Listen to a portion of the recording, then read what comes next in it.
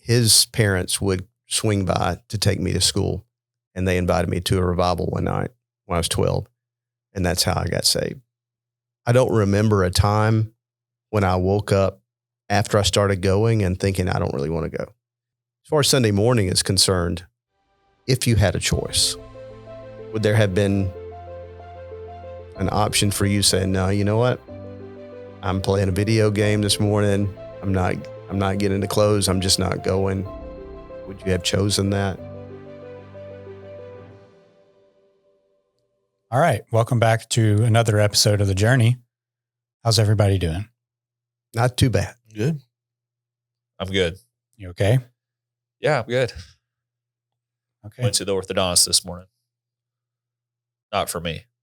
Okay. I was about to ask if you were getting braces.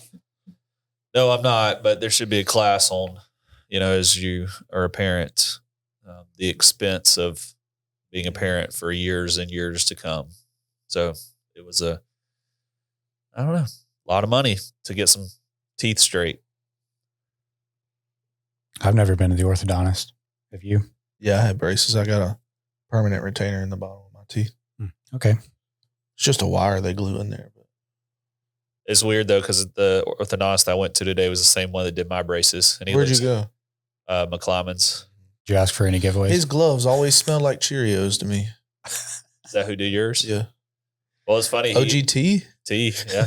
He looked at me and he said, what, were you here in 2015? Yeah. And I was like, no, it would have been before that, my friend. So 2005. You would have been grown in 2015. I know Collins looked at me afterwards and he said, Dad, I was born in 2015. Golly. And I was like, you're right. Yes. No, he graduated in 2015. We did. It'd have been like 2002 to 2005 that I would have gone. So. A few weeks after the birth of young Collins. Is Collins ever gone? He was born in the early May, right? Yeah. Yeah. But not 2002 to 2005. No, 2015, right before we graduated. I graduated May 22nd, 2015. I was probably close around there. He was born in 2013. So. Didn't he just say you just said he was born in 2015. Did I say that? Dude, do you even know your own kids? Your firstborn? What? No, I said he was.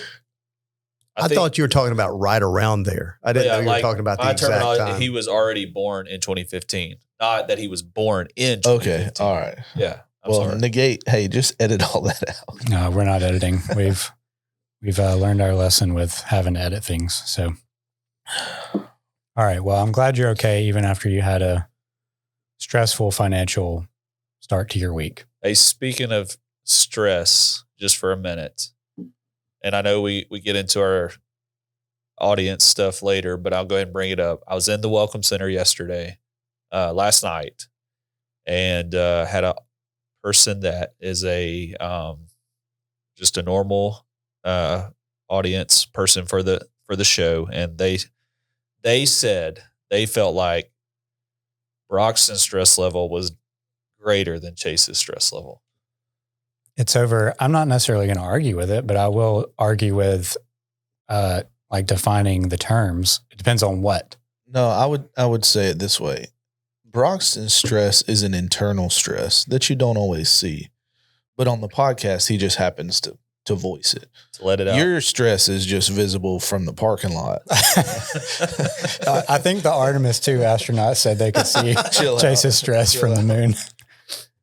And that was during the eclipse. Anyways, I was like, oh, wow. Do you want to tell us who that was? Yeah. Yeah, it was Marcia Ross. Did she give any kind of other indication of why? Like, what is her evidence for that? Or just in general? I think it was. Dude, you could just email her and press her about it if you're I think it had to do with what Auburn's talking about, more so just like from podcast listening or experiencing. So, but she did say that she's been enjoying the podcast. She listens normally when she's walking, so the ability to comment or send anything in, it hasn't been she hadn't had the opportunity to really do that, but she still listens and still appreciates the journey. I think there's different, speaking of defining the terms, in frustration and stress. I think it's evident that maybe there's frustration there because out of 2 episodes, It's been a topic on 49 of them. But we did a good job last week. We didn't talk about it until Chase brought it up at the very end. And Neil, that was another creative thing that Neil didn't tell y'all, but he texted me a couple weeks ago and he said, y'all really need to stop talking about this. I'm Team Neil. Neil has a different reason than you do, I think, though. Oh, okay. So we almost made it till the end of the recording last week. And then Chase said, I got a question. Were you spiritually frustrated when you liked Carl Lentz? So, and I said, no. You said, no, you're spiritually frustrated because of Carl Lentz. No, I'm not. Okay. But I mean, But speaking of Neil, he does have something that might be good for us to dig into. wait, before we get into that, I have one more administrative thing to bring up. It was worth a shot. I gave it. Hey, I tried. I really did. So last week's episode, as in the one, the situation, like the most recent episode that was posted, I set it as a premiere on YouTube. Okay. And it premiered at noon on Thursday. And so the benefit of that was there were a few of us in the live premiere chat. Yeah, that's when it goes through live, right? Yeah. First time. Yeah. And so it was me and superfan Christian Miller and Austin. And I think Hayden threw something in there. But then last night, which I thought was cool that we were able to do that. But then last night at Man Church, Austin said, I can't believe that I thought that I could sit there during my workday and, be engaged and participate. And so I said, what if we set it for like a 6 p.m. so that people could do that? Yeah, I don't I think 6 p.m. is a hard time. I think you'd have to do it at and maybe I'm wrong, like a 8 p.m. Something where like if people are listening, they've got kids, like they're more than likely about to be asleep or already asleep, or 6 o'clock, you're like in the heat of dinner time. Yeah, that's true. It's just a hard. I did like the noon though. I thought that was cool. Well, I mean, I don't know the But best. not time. Everybody's as everybody's different. So a thing to think about is like the audio version versus the video version. Like Mitch used to tell us that he really prefers listening on the way to work. So noon on a Thursday is kind of out the window for him.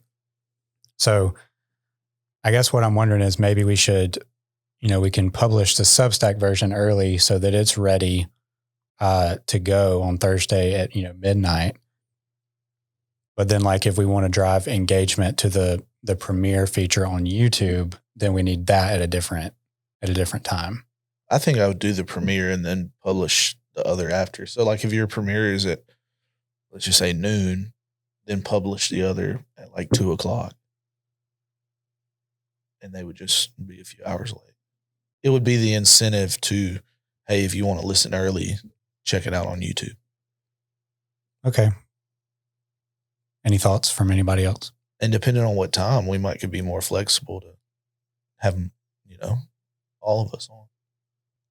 I don't think there's ever a time that's going to work for not for everybody. everybody. So I think you just pick something and go with it. And I mean, if you want our audience to let us know if they would like to engage in a premiere, they could let us know what time would be good in the comment section or something like that. But you have so many different, Journey watch party.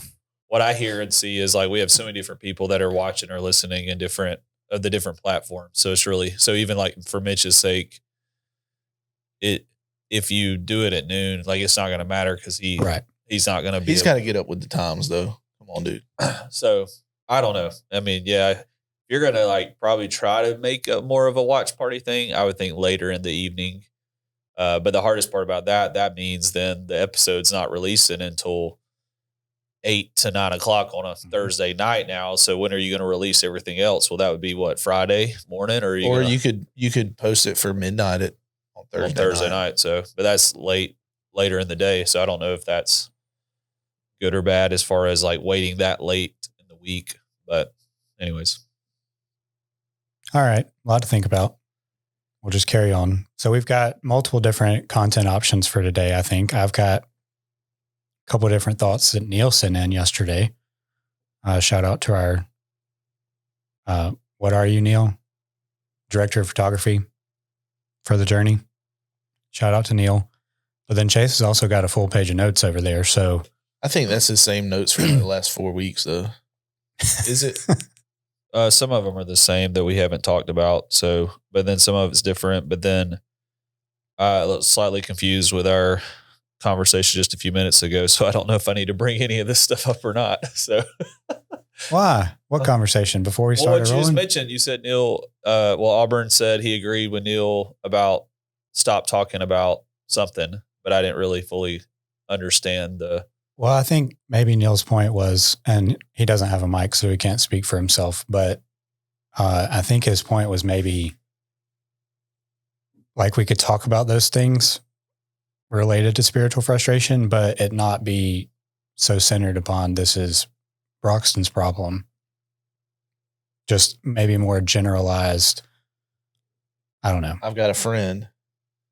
asking. Yeah, for a I'm friend. asking for a friend because I've conquered my spiritual frustration, but I have a friend who's, I don't know. Yeah, no, I just would probably need to think through how to word those things. So I don't know if some of this other stuff still applies because I'm very interested in the question I asked you at the end of last week's episode more. So, but that I don't know that the two of them are. Right. So why don't we just move on? Are you? Why don't we start with what Neil had to share? Yeah, I think And in then some if of time these, allows, it might go that direction. All right, you want to? I think some of these are off the air conversations that we can continue without other people. Okay. Would you like to? Oh, secret meetup, Lance. Hey, I'm intrigued. We'll get together too. It's always cool when even some of the hosts are not even up on what we're talking I'm saying, man. Would you like to read Neil's remarks? Yeah, I'll read it. So it says this, and Neil, one of these days we're going to go to lunch with you because we want to know more about you and your story. But you bailed on us today, but that's okay. We'll move forward. In Neil's defense, you asked him 5 minutes ago. It was about 12. But anyways, all right. So it says this. I didn't go to church growing up. My mom went. Her family did, but my dad refused to force me to go. I wanted to, but my dad won. What 6-year-old is going to put on nice, uncomfortable clothes and go to church instead of stay home and play outside with his dad? Most things have positives and negatives. Are there any negatives to my mom's view of wanting to make me? Any positives to my dad not making me? I like that topic. Yeah, I think it's interesting. So, Okay, so you like it? Let's go. I think the question would We'll be, let our journalist lead. I mean, I think the question would be, what was the atmosphere in our households when we were growing up? Was it an option not to? And what was that like? And then we can kind of then morph into what we think. Chase obviously has kids that are that age. You will. Broxton, you will. I don't. So mine's all theoretical, and I was a kid, so I guess that would help too. But I just kind of want to know what everybody else was like when they were growing up. Yeah, for me, it was one of those kind of mentalities. You don't have to go to church. You get to go to church. So it's kind of not an option. I mean, we were very faithful in here, kind of thing. So, but I would say that was very much, I think for the most part, that was a Sunday morning focus. Like we were here on Sunday mornings, and then kind of extra outside of that, getting old enough in youth group stuff. It was kind of, some of that was like decision based on my end. Like, do you want to participate in the D-Nows? Do you want to participate? Like, I was never a have to in kind of those realms. But as far as a normal schedule, it was something we were doing. I'd say the same. Sunday morning wasn't really optional. It was you get there on Saturday night after you've watched a game or something. Hey, do we have to get up in the morning and go to church? And it was always dad gives that look and mom's like, you get to go. And yes, we're going to wake up, but same like optional things were like camps, different things, Wednesdays. They weren't always, things that we necessarily went to. And I think some of that could have been, mom and dad didn't always come on those nights. Like, I guess the things happening on campus weren't as, I don't know if like tailored to them makes the most sense. And then, there was Sunday nights. So we would come some Sunday nights. I remember, Ryan James actually led us through a study on Sunday nights. Radical. No, this was like the I Am Second study. Okay. And, I don't think there was probably less than like 4 kids each time, but hey, shout out to Ryan. Yeah. But yeah, I would say that was me. Auburn didn't come to many camps and stuff either. I went to Wired. Well, yeah, but I went to D now. I was about to say, I'm thinking about camps that are not Wired or D now. And your dad literally said one time when we were in college, yeah, Auburn don't like to go far from home. So I just didn't never really care to go, honestly. Okay, well, we missed you. But I would say it was the same for me, I think. I don't really remember being very involved on Wednesday nights until like 7th or 8th grade when it was time to move up to the youth group. When them glass bottles started falling. No, this was when, because Gravity, baby. 7th and 8th grade, we were still in the meeting room. And we didn't move up to the spot until we were. Oh, yeah, you're right. Except in the summer, we had, gravitate. Gravitate. Yeah. So was that your idea or was that Lloyd's idea? That was probably Lloyd's idea. All right. He was the word man. So, yeah, I mean, I think that's pretty similar. My story is pretty similar to Auburn's. So I was 12 when I started going, and my parents didn't go. So it was a little bit uncommon situation from most of the rest of us. So I really did get to go to church because I wanted to. How did that come about?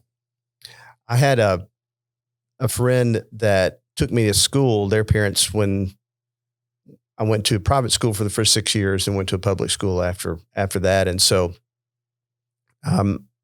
his parents would swing by to take me to school, and they invited me to a revival one night when I was 12. And that's how I got saved. And so I started going after that. And so I don't remember a time when I woke up after I started going and thinking, I don't really want to go. So I don't have that experience, but I know a lot of kids do. And so just in talking to y'all, as far as Sunday morning is concerned, if you had a choice, and we're kids, right? But if you had a choice, would there have been an option for you saying, no, you know what? I'm playing a video game this morning. I'm not getting the clothes. I'm just not going. Would you have chosen that?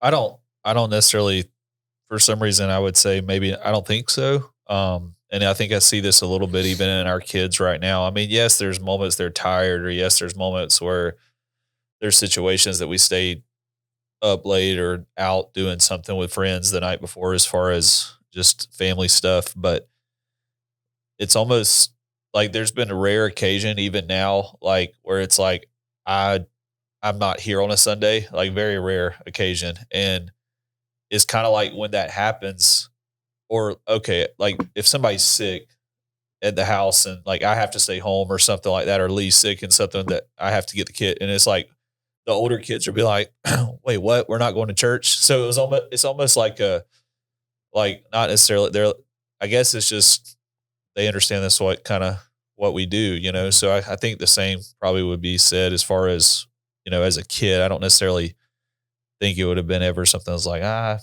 don't think this is what I want to do, kind of thing. Yeah, I kind of think the same. I don't really, I guess I don't view like going to church as a kid was like they're dragging me out the door.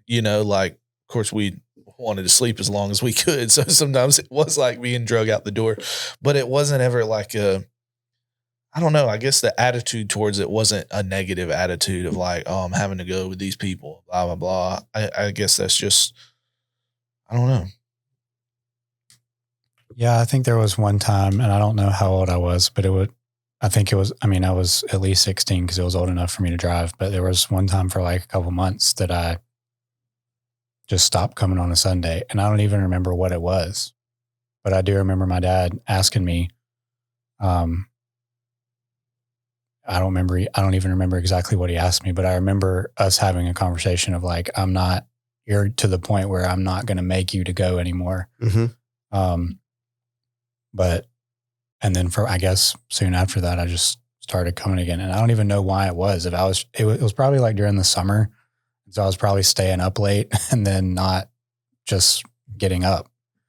But it wasn't I certainly never felt like I was being dragged either. Yeah. So I think from just being around church as long as we have, I think you've seen a little bit of everything. You've seen families who church, it's not an option to miss church, and that it's expected that absolutely your kids are going to be at church. And then you've seen some who basically said, all right, man, as soon as I get 18, I am done. I'm not going anymore. And then you've seen the exact opposite. You've seen families who've made it very optional for their kids and did not want to push their kids one way or the other, who obviously never connected either. So I don't know that there's a right or wrong. And of course I'm speaking theoretical, but I think though, for me, it would be important to instill a value of church into my children. I would think that it would be important for my children to know that we believe church is expected. It is important. It is something to value.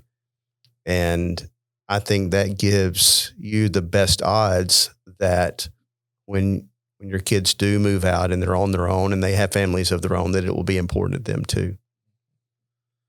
And I think one of the things that Auburn mentioned, and I think it was the same for me, was this idea that there was non-negotiable, like we're going to do this is where we're going to be. But there was level of negotiable moments.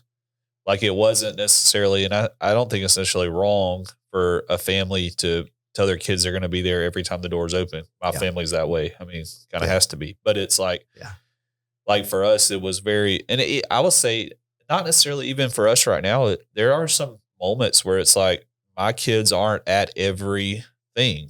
Now, a lot of times they want to be, like last night for Rad, for instance, like Collins and Asher came with me there for Rad, but Lee, Lila, Kate, and Will Taylor did not come back to church last night. But there wouldn't have been an option for that on Sunday morning, if that makes sense. Mm-hmm. But it was so like the Sunday evening was kind of there as an option. And so I think what that allowed there to be is a level of like not cramming this down your throat in such a way, but it was like, this is who we are. This is what we're going to do. And here are your other options. Like I remember my parents asking, like there'd be some kids things going on or youth things going on. Hey, would you, they would read the worship folder and say, hey, there's this is coming up. Do you want to do it or do you not? And there was options there. And, I think as I grew and got older in middle school and high school, my desire to do those things grew. And that is the positive, I think, of the side of the question about not making your kids do something is then there's this ownership to your kid to growing their own personal faith and it not being, I'm being forced to do this because my mom and dad are making me. And that option side of it really kind of fueled my own walk with Jesus compared to this idea that I'm walking with Jesus because my parents are making me. It's good. That's what I think is important because I can see it with my kids, like here at church, the ownership side of like, I have kids who come because their parents are like, you're going to come. And you can tell. And you can tell. And then you have kids who like, oh, they're here just because they're friends. Then you have kids who are here because it's like, oh no, like I want to be here. Mm-hmm. So you have the different aspects of like parents, they're making them come. You have the friends that brings them, which I think is important. But then you have the side that's like, no, I want to grow closer in my relationship with Christ. And ultimately, whether they realize it or not, a lot of the kids who are here just because they're friends, they end up, if they own their faith, they end up in the camp of like, hey, I'm here because I want to be here and grow my relationship. And they don't even realize even if you don't know it at the time. Exactly. Yeah. But it's the ones who like their parents just drop them off that there is no, and it's sad to say, but there's no effort. Like they're not going above and beyond. They're not, I mean, some don't even go to the back of the room to grab a Bible when we're reading, you know, like things of that nature where it's like what Chase is talking about, these ownership moments are very important. Like if you just come because your parents drop you off and you have no care to be here other than whatever game might be happening or whatever that looks like, then at some point down the road, when it becomes fully optional, you're not going to go and it's not going to matter to you. And all those things that you believe to be true, some you didn't believe to be true because you didn't care enough to even kind of discover that, you're going to see the world rock them in such a way when they're out of the home that they have no foundation. They don't know what they believe, and everything the world tells them, they now believe that is true. And it's really sad because you have great families who that happens to, who like they have done all they can to raise their child in church and to teach them who Christ is, what he calls you to be. But for some reason that connection just isn't there. And that to me, and I don't know, I mean, there's always outside factors of, you know, family looks one way at church and looks a different way at home. I understand that, but that's always been something that interests me of like, how is that the case? Like, how do you have a family who is faithful, who you can tell, you know, is seeking the Lord, and yet after all these years, their child's decisions look different? And thankfully, like I haven't experienced that, and and I hope I never experience that. But that's always something that makes me wonder, you know, how does that become the case? You know, I think that's a really interesting opportunity for discussion there. You know, a lot of the things we've talked about come down to, is there something different that I can do in order to basically get the right output spiritually? And I think, although this is in a different context of a family rather than me or Chase personally, a point we're missing is the work of the Holy Spirit in that. And so, you know, how can a family raise their children in church and then they turn 18 and they want nothing to do with it? And I mean, I certainly don't know because I haven't been to that point as a parent. But I just wonder how much of the work of the Holy Spirit we're leaving out of it, and we're trying to put it on ourselves. And what did I do wrong? Or is there something I could have done differently? But then there's a part of me too that says, well, if I just say, well, it's up to the work of the Holy Spirit, then I have a faith question of, well, why is the Holy Spirit not working this way in their life? Right. And I think the reason I think it's interesting is because, like Auburn said, there are outside factors of it too. I don't know. I think there's a benefit to getting to a point where you realize there's nothing I can do for my child other than set an example and be here and set a priority. And I think, you know, we've seen some growth through Man Church when a dad says, I'm going to be here because I'm going to be here for myself first and foremost. And then as the leader of my home, then my family's also going to be here. And I can only imagine the difference that brings versus the parents just that drop a kid off with Auburn or Aaron. But there's still the question of, what if I do all that, but something still doesn't click for my child? And I don't know what that's like. And I can't imagine what it's like. Because it's out of your control. Yeah, I think we may have talked about this a couple of podcasts ago, but Pastor Ray talks all the time about proximity to Jesus. And that's very important. And I think if your children are going to see much more than you think they are as to where your proximity to Jesus is, which may or may not have anything to do with actually being physically present at church. You can be physically present at church and may not be close to Jesus at all. And your kids will pick up on that. Yeah. And even if they're here, if they don't see that proximity to Jesus, that's going to affect them. And again, like you just said, Broxton, it's not a guarantee that it's going to click with them later. But, if you grew up in a family that was present every Sunday morning, that then went to lunch after that and criticized the pastor or criticized the music or criticized everything else, you're communicating to that child who's just sitting there and you don't even know if they're paying attention or not, that just because you're at church that day doesn't mean it's that important to you. Yeah. I think that's huge. Yeah. And I think kind of similarly to what we talked about last week about do we have a fear of sin because it's sin and sin's bad, or do we have a fear of sin because it's an offense against God? Or I got that backwards. Do we fear sin because it's an offense against God, or do we avoid sin because of the consequences and like socially, what are people going to think about me? And I don't know, I could be wrong, but I mean, I think I have a few people in mind that Auburn and I grew up with that are in this situation, and their parents would ask, what did I do wrong? And I would think that I wouldn't say this is what you did wrong, but I think to your point, Lance, about if your kids see you doing something or making a church a priority, but then, you leave church and you go home and you're just rat-mouthing this and rat-mouthing that. I think you need to ask yourself the question, is it a priority for my family to be in church because that's the socially expected thing to do in the South? Or is it a priority for my family to be in church because this is God's house and this is where we're going to be and he deserves that? Because I think from a child's perspective, they can pick up on that too. Is it we're going to church because our friends go to church? And if we don't go to church, then people are going to be like, oh, where are the Gannons and where are the Shepherds? They haven't been in church in however long, who knows what they're doing.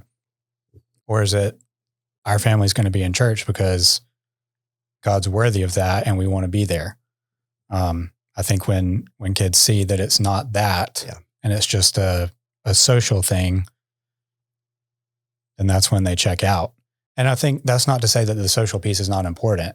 Like I think especially in student ministry, so much of what we were blessed with here was a really big youth group and a lot of good friends.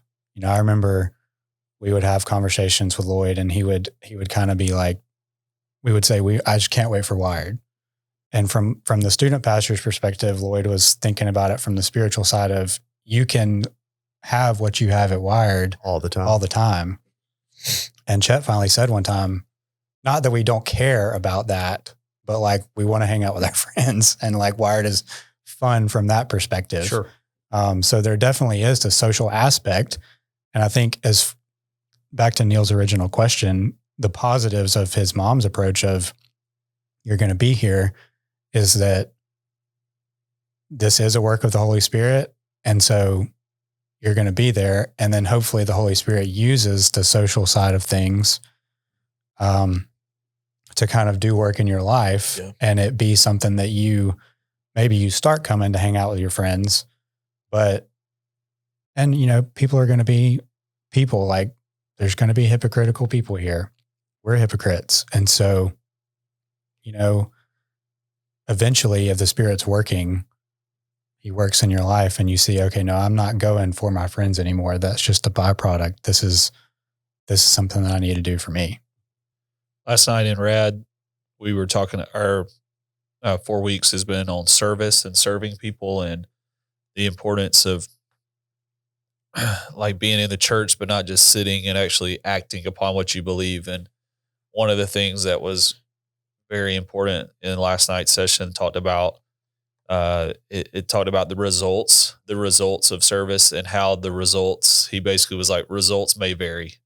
And so like this whole idea of I want to serve people to such an extent that I get to know their name. I get to know what's going on in their life. I get to try to ultimately be Jesus to them and help them see Jesus in me. But it doesn't matter what we do to whatever level in that realm, that person ultimately has the choice of choosing the route they're going to take in their life, and the results in that vary depending on, the situation. So, this scenario in regards to kids, I mean, the other night I had another conversation with Will Taylor about, why they're bad guys, and having this conversation about why they're bad guys was centered around sin and choices. Mm-hmm. And those choices that we have will greatly impact the direction of our life. And as a dad, I mean, obviously I want my kids to make every choice to be the right way. But I know that they're not. And I know that there could be a situation that a choice is made for one of my kids that takes them down a path that I really don't want for their life, but I can't do that. And I can influence that, but I can't make those choices to always be the right choice, if that makes sense. And it's hard. I can't imagine as a parent having to watch your kid navigate some choices. And I mean, we haven't gotten there yet to the probably extent of some major consequences of choices yet. But I had a pastor that I worked under in Florida, and his son had a son that just was not making the right choices. And multiple times we woke up on a Sunday morning and found out his son was arrested that Saturday night, and he's about to step into a pulpit and preach. And he had hours before found out his son. And I mean, this was an influential leader in the city, an influential pastor in, denomination purposes and stuff. And, his son that grew up in church and grew up in scenarios and had made these decisions. And he talked highly about the moment where God revealed to him and reminded him, this child is not yours and it's mine.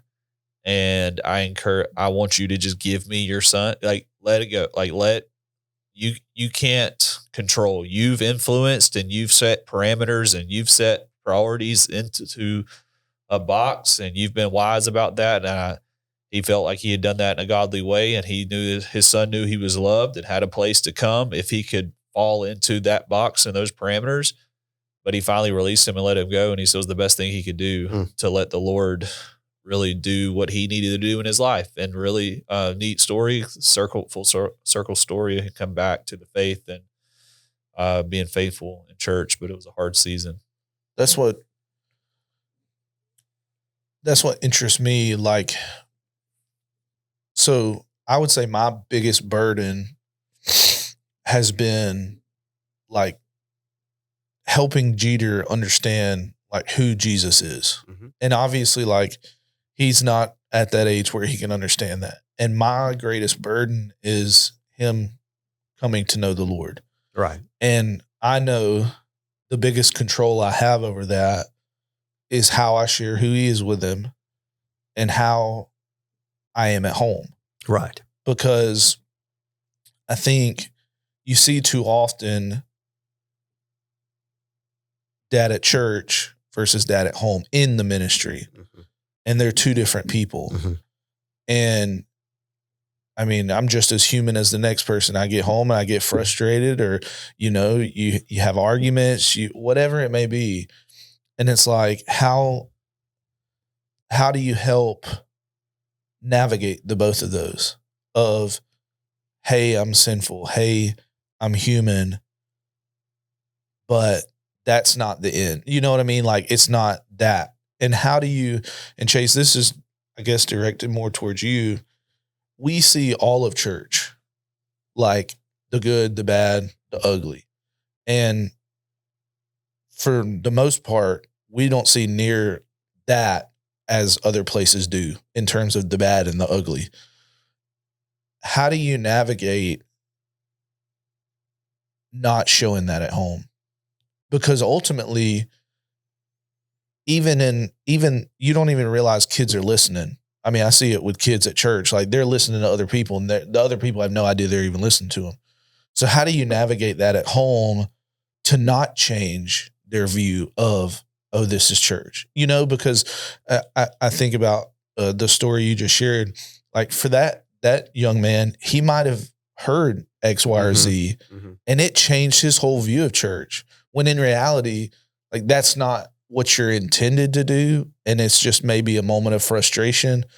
But how do you go about, I don't want to say shielding your child from that, but kind of shielding them, Yeah, I think you got to be very careful because they are listening. Yeah. And whether it be, for us on staff, there's a lot of things we hear or situations get thrown at us, or I respond and get a text on a Friday or a call, and it's like, oh man, I got to figure. Right. So I have to be very careful about what's said. Not only, and I'm not always very good at this but like I have to be. You got to be very careful with your spouse too. Yeah. Because there's so many things that, and even friends. I mean, that's the burden that is hard for us working on staff, is the fact that there are things that get told to us that we really can't and shouldn't say to anybody else. And there's a lot to carry in that, because you want to be able to talk about it, or you want to let it out, So in regards to your family and kids, though, you just got to be very careful and make, for me, it's like, make it fun, make it intentional. Like, even though it's work, there are things that my kids, I bring them along with me, and I've done it for years. You've been around, you've seen that. And like, I had a conversation the other day with Asher, actually talking to Asher about being on the podcast. What's the status update? Is he going to come on? Oh, I think he would do it. I really do. No way, so man. I think what we need to do is during VBS week, when they'll be up here on campus, we just need to sit down and just see, like, just even if it's 5 or 10 minutes. I mean, just a few. YouTube short. I mean, just something. I just would like to see. But he was like, well, what would y'all talk about? And I was asking him questions like, well, what do you like about church? What is it like for your dad to work at church? Or like what is your favorite Bible verse? Just things that and now I don't know how. I was like, you can't really answer yes and no. Like, you need to give a little bit more to it. So I don't know to the extent of what type of answer we would get. But one of the things that was interesting when I asked him like what he liked about me working here was, he talked about how much fun it was being up here with me at like behind the scenes kind of stuff. Cause in his mind, he gets to see some special stuff and do some special things that other kids don't. And so like incorporating your kids and your family with what you're doing within the church world kind of creates some excitement and fun for them. And I think for them, it's a little bit like, my dad is, this person, and this is who I get the shirt before anybody else gets like the a little shirt. peacock moment. Yeah. Not in a bad way. Yeah. But like I get a hat and so-and-so doesn't have a hat, I mean, just little thing. And I've always tried to do that. Like, I've always tried to make it a bit like when we would go to camps, they got lanyards like everybody else. Why? Because I wanted them to feel a part of what we're doing. Not as like, oh, this is my dad's job, but like, oh, this is fun. Like, this is exciting. And so I would say, creating that kind of environment and being creative with your family time, because there's so much demand, like being creative with how we do church and how we do things. And like, this is who we're going to be, and this is how we're going to do it. This is where we're going to sit. And y'all are going to, even though I have this responsibility, like you're still going to kind of be there with me. And you might show up like a Christmas Eve, for instance. All right. So, what about it, Chase? So can we go an episode without talking about this? I've got PTSD. No, we have to do a Christmas Eve episode.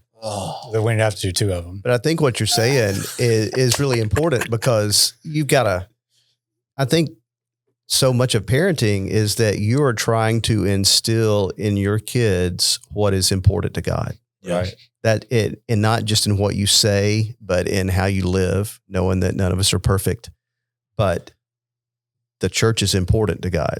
It's the bride. And I know it's not just the physical building, but that's part of it. And so what you are modeling in that is instilling, hopefully, in your children that value that will carry on to them. And I think that ties back into the conversation that we started out in, is that the kids are going to know what's important to you and what's not by what you emphasize.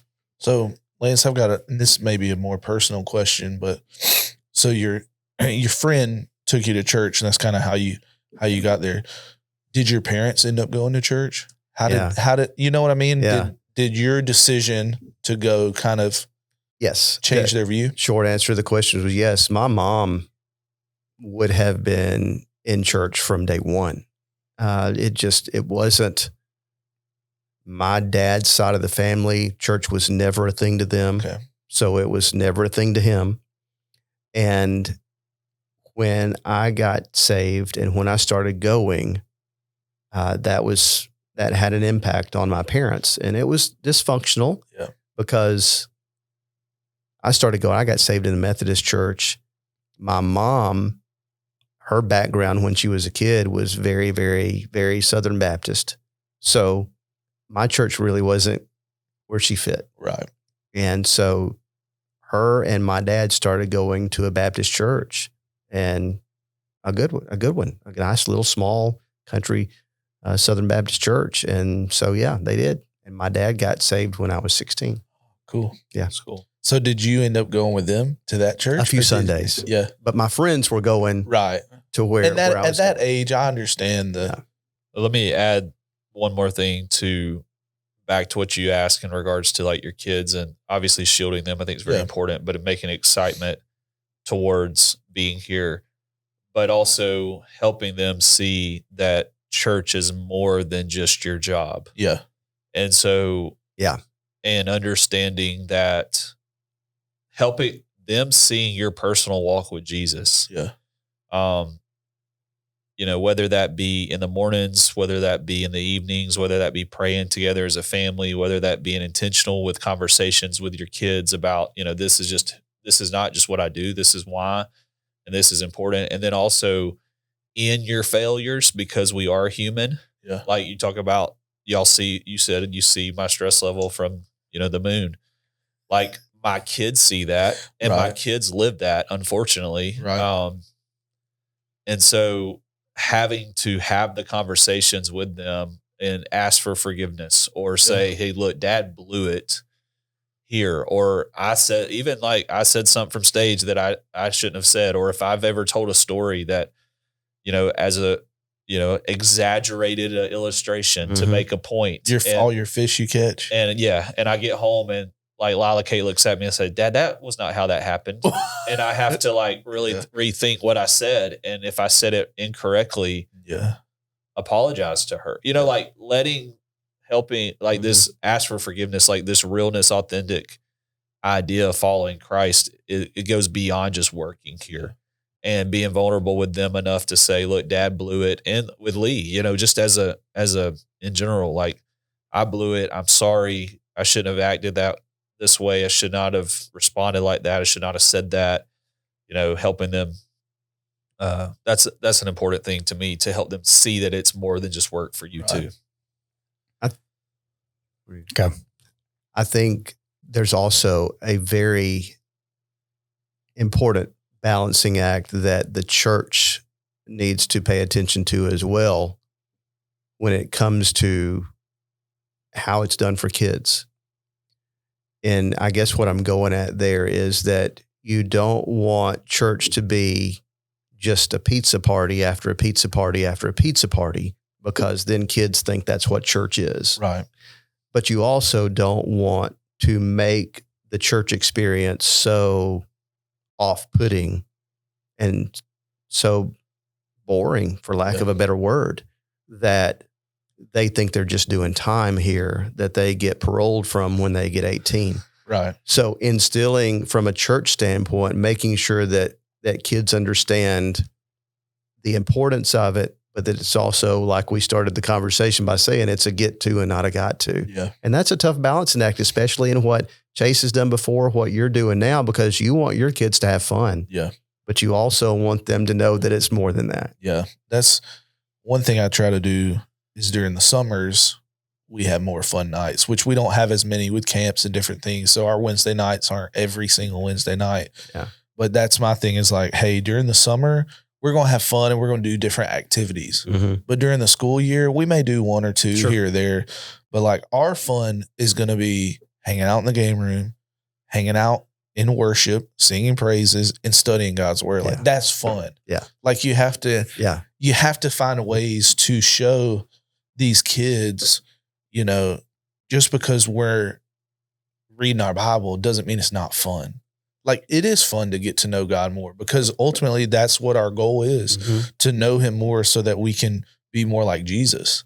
And if we don't do that, and if we don't make it fun, and that doesn't mean, you know, you have a acted out illustration every week. Sometimes it's just understanding what's going on. Right. But it's the importance of like, you know, for me, the hard part at times is, you know, you've got to find a way to make it all fun and make it all interactive. And most of the time, the interactive side is what, for like kids my age, that's the fun they need to be involved or to feel a part of, you know, whatever it is. Yeah. I think to kind of wrap up Auburn's point about protecting your family, Neil said something else that I think works with that really well. He said that something sort of profound that was brought up to him yesterday was that pastors at the end of the day are just people. And we're all the body of Christ.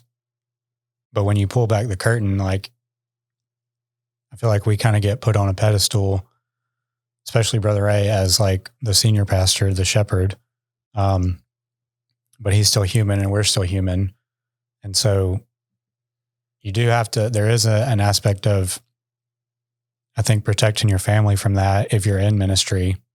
Because, you know, it's kind of a joke with me and Kayla sometimes that she'll ask me how my day was and I'll tell her it was fine. And obviously, like, I'm frustrated about something, but it doesn't, like, there's an aspect of protecting her because she is a minister's wife, but this is also her church. And so if there are things that I'm frustrated about and I unload on her about that, then her view of the church is affected. Mm-hmm. And so it's a fine balancing act of, this is your spouse, this is what they're there for. But especially we as men are the spiritual head for her. And so there's some things that you just have to roll with, because to let her in on that. And I think Brother Ray has done a really good job of that. Like, he will tell us all the time that you would think that Allison knows a bunch of stuff, but she really, I mean, I'm sure she knows plenty, but like, he doesn't go home and say, you'll never believe what happened in this counseling appointment today. Guess what so-and-so is doing? Yeah. So I think we have to be mindful of that, but also there's the flip side of that coin to me is we are human, and just like a regular church member, and we are going to make mistakes. You know, we kind of started the podcast talking about Chase's response to something happening at a restaurant. But episode one, like going back to all the way episode 1, R.I.P. Eddie.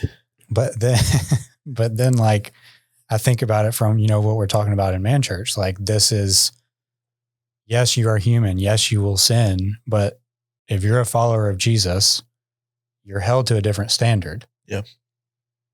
And so at some point, part of your spiritual growth and maturity is outgrowing, well, I'm just human.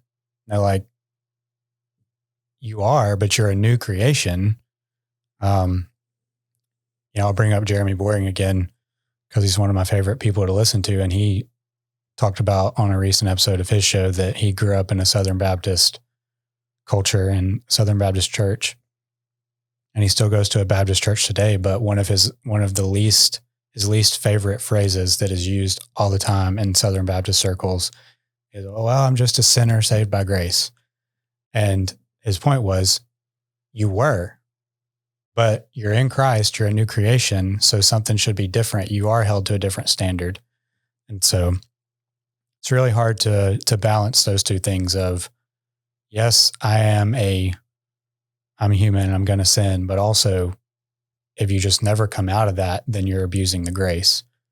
And so you have to communicate that to your family too, whether it's your spouse or your spouse and your children. And I'm no expert at that. So I think it's a very, very good thing to think about for all of us. And there's some level of influence that we all have in regards to trying to help others experience what the Lord has in their life. And so I think it's just thinking through those that God's put in your path, whether it be immediate family, a spouse, friends, coworkers. There are opportunities out there that God has placed in our path to help push people and influence them towards the church and what He has for them. But again, the choice is kind of up to them. There's not a whole lot. I mean, there's not, I think there's pros and cons to both sides of the question for today. Cause one of the things I would say in regards to not making somebody is, to me, some of the strongest people in the church are those that have owned their faith early. Yeah. And a lot of the people that own their faith early are people that were not necessarily made to come to church. Right. And there's a lot of positive side of that. But then there's also obviously the positive side of having these guardrails in and, putting them there for your kids and for people. That reminds me of Aaron Everett. Is he still in your group? Yeah. So I was in y'all's group for Man Church last year, and we've talked about this on the show before, but we would share testimonies, and people like me or Chase's dad who have grown up in the church, every time we would talk about our testimony, we would be very clear to say, I'm not saying I was perfect, but I don't, as far as like testimony stories go, I don't have like a big, this is what I was doing and this is what I was saved out of.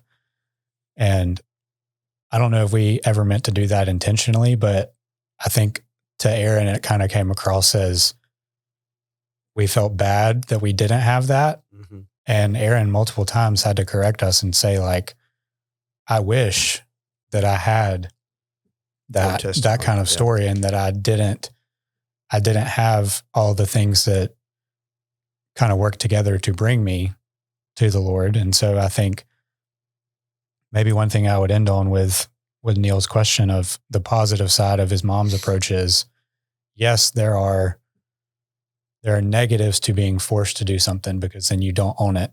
And yes, there are going to be hypocritical friends that you grow up with in the student ministry that, well, you're all together on Wednesday night for Gravitate or Elevate or Gravity or whatever we were calling it. But then this is what we were doing on Saturday. And that's all true. But because of the work of the Holy Spirit, you don't know how the Holy Spirit's going to use that. And you can it's almost just like there's more positive in that side of the column than just saying, oh, because there's a lot of hypocritical people, I'm not going to be involved. Yeah. I guess. Yeah, that's good. I had one comment that I wanted to highlight from episode 61 if we're wrapping up. Did we answer your question, Neil? Awesome. So first off, shout out to Dad, who actually figured out how to get into the comment section. Studio audience approves. I still haven't asked him how he did that, but he actually commented. Did he make a new account or did he just? I don't know. That's what I'm saying. Password? I don't know. He not only did he comment, he commented twice in the YouTube channel. Should have been locked out as long as he'd been trying passwords. So anyways, shout out to Dad. But then I thought Steve as our, that's not his real name. Bubba Mediocrities. Yeah. But he just said prayer is hard. Prayer is work. I just thought that was very, a lot of times you don't see prayer as work. And in our conversation, we talked a lot about prayer, but just that idea of working at prayer to grow in it and be better at it. That was cool. A lot of other great comments though, too. People like the format of the way we jumped right into content and not messed around and did giveaways and all that kind of stuff. And speaking of that, I spoiled the giveaway because of that. So yesterday, coming up to the Welcome Center, I walked by Grant and was just talking to him. And I was like, dude, you won the giveaway this week. And he was like, he hadn't finished the episode. He hadn't finished the episode. And so he was like looking at me like, oh, I didn't know I won. So he did go. I gave him his Bible that he won, and he went and finished the episode between. Who won the Jesus Bible?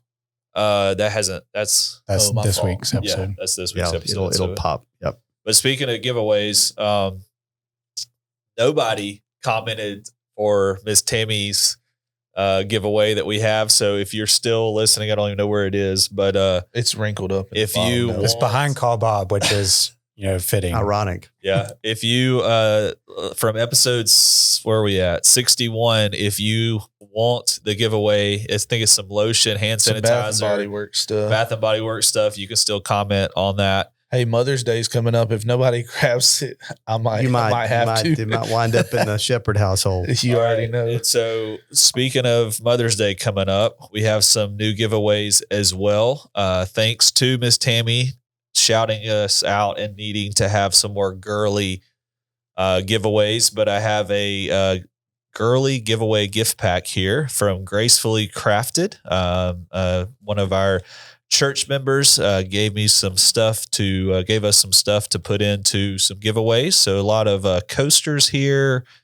What do you call those? Hot plate warming pads, warming pads, some bookmark, all kind of cool stuff in here for some ladies. So if you're interested in the giveaway here, let us know in the comments section. Put your name and coasters. How about that?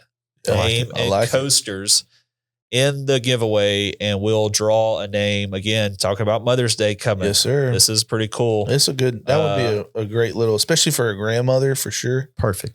Great option there. And then if you want a hat, we'll throw in a Bracken hat. Shout out to Dad there. So if you want to comment hat, you can do that in the comment section. Pretty nice looking hat there. I like it. And don't forget our merch. Can't forget Journey merch. Can't forget it. I sold a hat yesterday. Tammy's still waiting on her t-shirt. Yeah, but she's waiting on a giveaway t-shirt. We're not doing that. We haven't given away a t-shirt. Oh yeah, I told you that. Speaking of that, we do really need to sell some stuff, because Christian told me last night that he looked into, it was actually really funny. We were leaving Man Church and I was walking over to the Welcome Center to meet Kayla, and Christian and Hayden were with me, and they stopped under the awning there outside the front office. And I thought that the conversation was over because I thought Christian was talking to Hayden.